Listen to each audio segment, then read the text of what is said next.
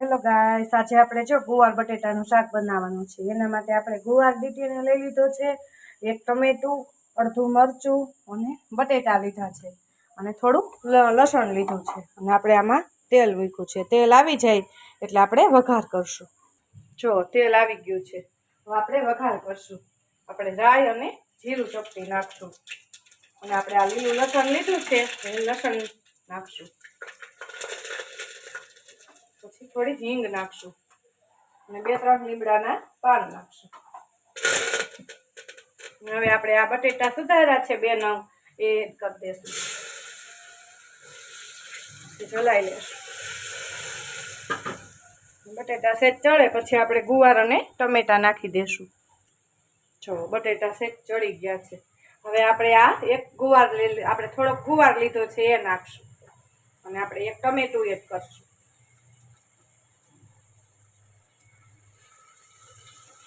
આ છે મરચું, અડધું ફાડું લીધું છે, અડધું મરચું લીધું છે એ એડ કરશું। હવે આને આપણે હલાવી અને હળદર પાવડર નાખશું અને સ્વાદ અનુસાર મીઠું નાખશું અને આપણે આ ચટણી છે, મરચું નાખ્યું છે એટલે થોડીક જ ચટણી નાખશું। લસણ વાળી ચટણી નખાય, થોડીક કોરી ચટણી હતી તો કોરી નાખી। હવે આપણે એની અંદર 1 ગ્લાસ જેટલું પાણી એડ કરી દઈશું, જલાઈ લેશું પેલા। જો હવે આની અંદર આપણે 1 ગ્લાસ પાણી એડ કરશું।